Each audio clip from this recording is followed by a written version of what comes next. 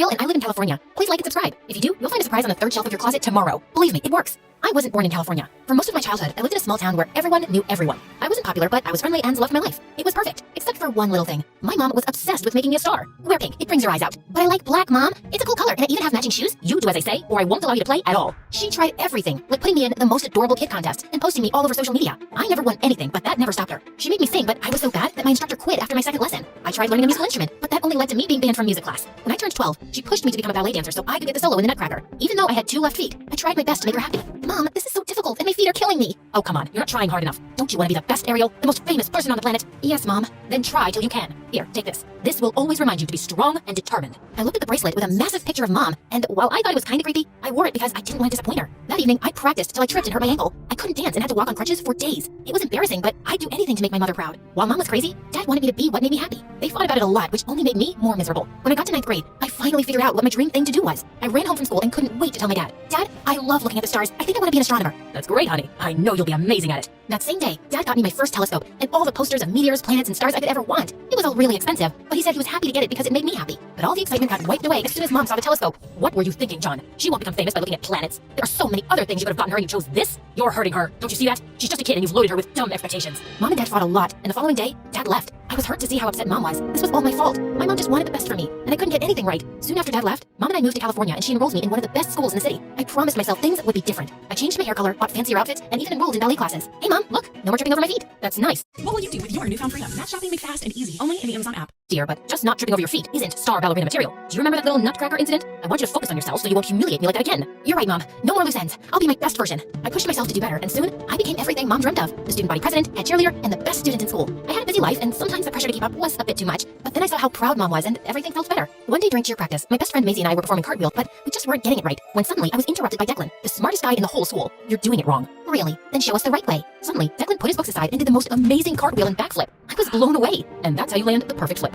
Wow, I could have never guessed a nerd would be so, what's the right word? Flexible? You don't know a lot of things. Like what? Like, I've had the biggest crush on you and would love to take you out on a date. Suddenly, I felt my cheeks on fire. Declan was a nerd, and although he was cute, I didn't know if we were a good match. Think about it. You know where to find me. Declan walked away, and Maisie jumped on me with excitement. I could see the sparks fly. You should totally go for it. He's kinda cute. You think? Mom would never allow me to date a geek.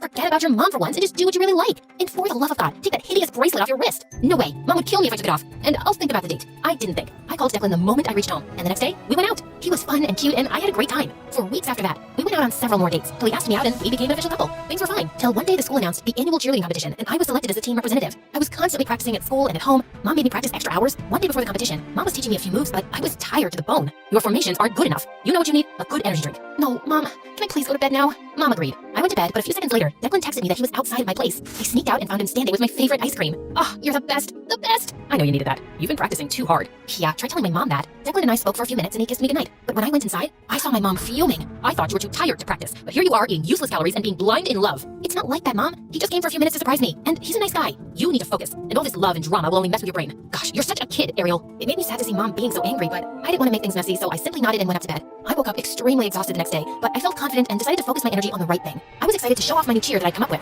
My mother waved at me and pointed to my mouth. I could read her lips. Smile big. I'm recording this for your portfolio. I smiled as wide as I could and started to lead the other cheerleaders. The crowd was going wild, and even my mother and Declan were cheering for me. I got all the way to the top of the pyramid when I felt my heart beating as if it would pop out of my chest. I started to feel wobbly. Are you okay, Ariel? Yes, I'm just perfect. I wasn't, and the last thing I remember was tumbling from the top of the pyramid and the sound of the ambulance. When I woke up, I was in the hospital with my mom and Dad, who had flown all the way to California when he heard the news. I didn't have any bruising or anything, but I still didn't feel well. The doctor came in and looked at the clipboard that had all my information on it. What is the last thing you remember? I was cheering, and then my heart started beating really fast. Then I heard the ambulance and I woke up here. Did I fall? Great, I ruined everything, didn't I? The doctor said that I'd fainted because of dehydration, exhaustion, and stress. He said that I needed to slow down and rest for a few days, or I would get sick again. I was so shocked. I had no idea that stress could make someone sick. Before I could say anything, though, my mom made this loud scoff. Please, that is totally nonsense. When I was her age, I had twice the workload she does, and nothing like this ever happened. Ariel is going to be a star one day, and stars don't burn out. If she wants that, then she has to work harder and get used to a hectic schedule. My dad looked like he was ready to blow a gasket, but I beat him to it. I can't believe you! I'm in a hospital bed, and you still won't quit. I left my passion and did everything you asked me to, but nothing's working anymore. I'm tired and exhausted, Mom. I don't want to be famous or perfect. I just want to be me. Why can't you love me for me? Oh, don't be so dramatic now. You know this is all just a phase. We'll be out of here soon, and you'll be just fine. Mom tried to help me out, but I shrugged her away. Just leave, Mom. Seriously. Also, take this stupid thing with you. It makes me feel like I've lost myself to make you happy.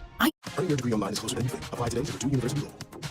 couldn't stop crying after Mom left. I spent another week in the hospital and got a lot of rest. Dad visited me a lot, but my mom never came back. It made me sad because all I wanted to do was tell her I was sorry for yelling at her. My dad dropped me off at home and promised that he would see me again before he left. But just as I unlocked the door, I saw Mom running toward me, and all the trauma came rushing back. On second thoughts, Dad, can you please take me with you? I can't stay with Mom and live up to her crazy expectations anymore. I want to live my life the way I want to. Are you sure? Yes. I am not ready to forgive her yet. But sweetie, I have a surprise for you. I've even bought you a welcome cake. The look on Mom's face crushed my soul, but I was too mad at her for all the years she'd ignored my happiness. Dad rented a small apartment next to the school so I wouldn't have to skip studies. And thanks to Declan and Maisie, I started to feel better. I needed to learn how to love myself again before everything else. I started reading my astronomy books and fell in love with science. Again. I was finally feeling like myself. I even landed a scholarship that week to one of the best colleges in the country. I was super excited to tell Dad, but he had something bigger waiting for me. It was a letter from my mom talking about her story, how she could never live up to her parents' expectations and never felt good enough. And along with it was a drawing from when she was a kid. For the first time ever, I could relate to Mom. I saw her as a young girl struggling to keep up with everything, and it broke my heart. I knew I had to see her, so I decided to pay her a visit that weekend. The house was open, so I went in, and when I saw my room, I was overwhelmed thinking about all the nights I'd spent crying in there. I turned around to leave, but Mom was right behind me. I'm so happy to see you, Ariel. Did you get my letter? Yes, I did. Why didn't you ever tell me all that before? I was too ashamed to show you my weak side. Parents are supposed to be strong. But Mom,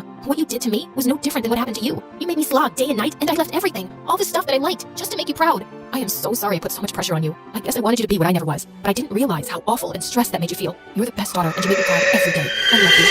Mom, that's all I really wanted to hear you say. And Mom, yes, can I have my bracelet back? I was wondering if you'll ever ask.